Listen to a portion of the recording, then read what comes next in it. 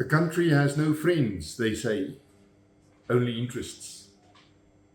I'm not so certain that it's completely true in international politics. Many farmers are holding their breaths in South Africa for the consequences of policies and policy directions in South Africa and the impact it will have on our farming enterprises and specifically our markets, our competitiveness, and our ability to maintain our profitability and our sustainability. Now, last night, President Donald Trump took a swipe at South Africa. And it seems that we will be under the searchlight for the next few months. And he is threatening with some kind of action against South Africa. Of course, it's not good news for farmers. And yet, many South African farmers can understand the sentiment behind it.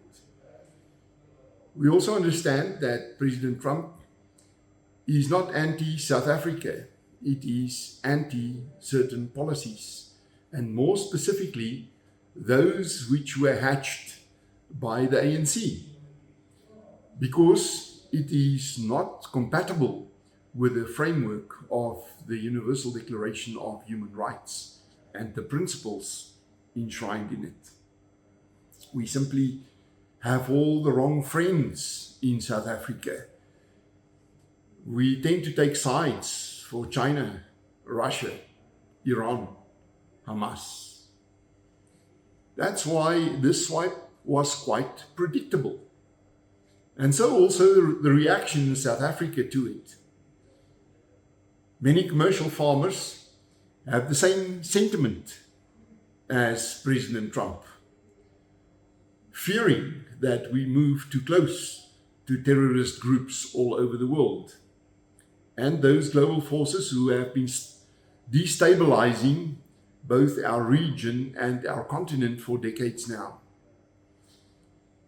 But as predictable is also the reaction from certain farmers' organizations, influential farmers' leaders, and agribusiness organizations, claiming that President Trump has been misinformed, that it is not so bad, that there is nothing to worry about, that there is no land grab in South Africa.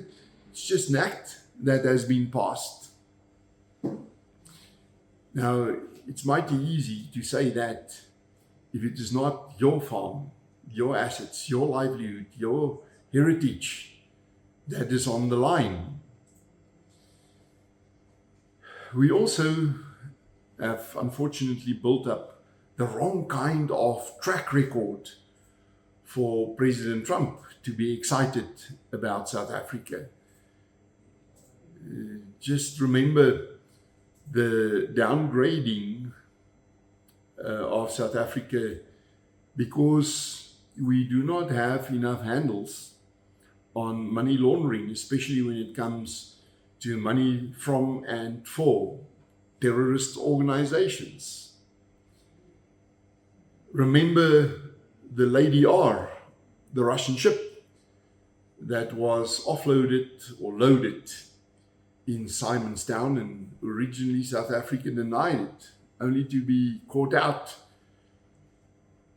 And then there is the anti-Israel sentiments of the ANC, even taking Israel to the International Court of Justice for genocide, while it remained quiet about genocides in Myanmar, in Zimbabwe,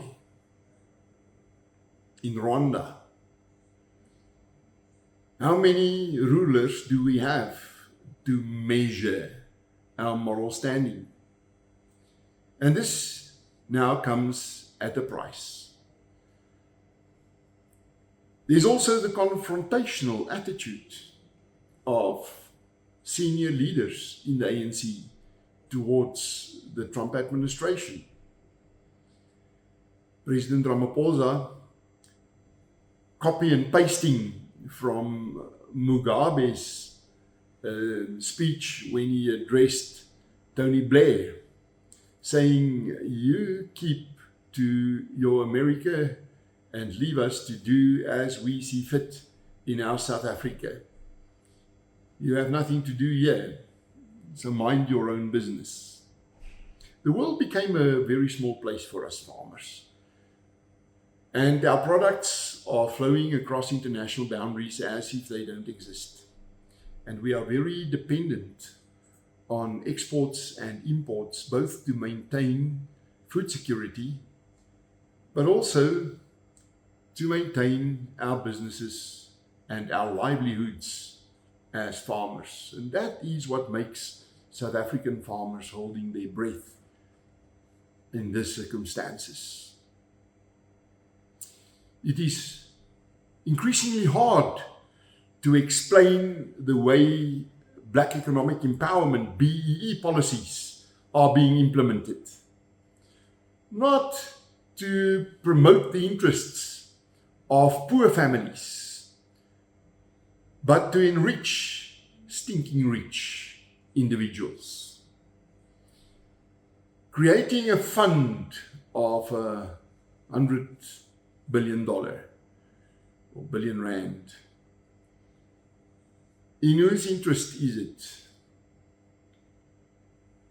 Whilst nobody speaks of the other side of the same coin, raw racial discrimination both in the workplace and in the market, taking away opportunities of young people who had nothing to do with apartheid or colonialism or whichever ideological reason is being painted across BEE policies. Then there is the issue of farm murders, farm attacks. On both these issues, we have seen the movie before. We have gained some experience in it.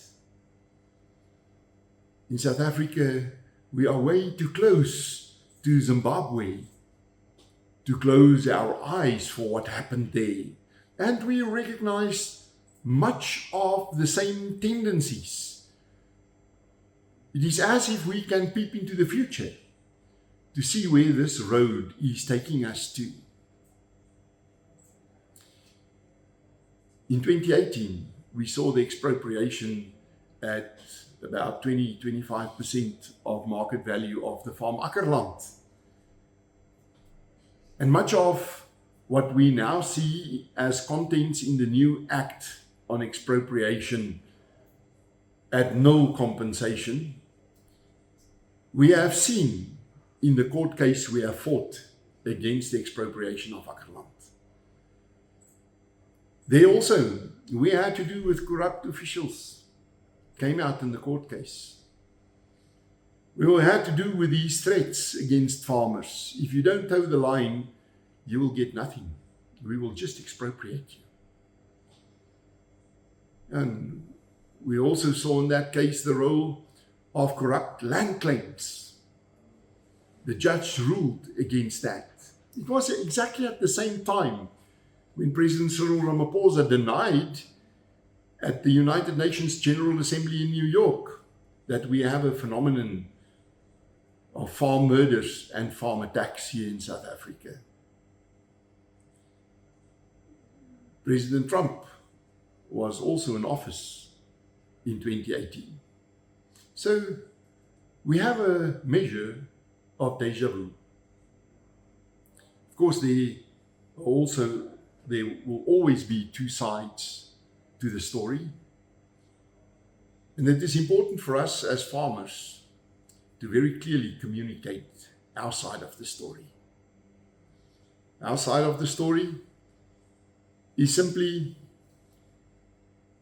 if you do not plan to take our land without paying us for it, why do you pass an act to empower the state to do so? Don't tell us not to worry. we will never trust politicians. But more than that, expropriating our land without paying us in or under the banner of national interests, such as equality, land reform, redistribution of wealth and assets. In which kind of democracy can you demand from an individual to pick up the bill for a national imperative? It does not make sense to us.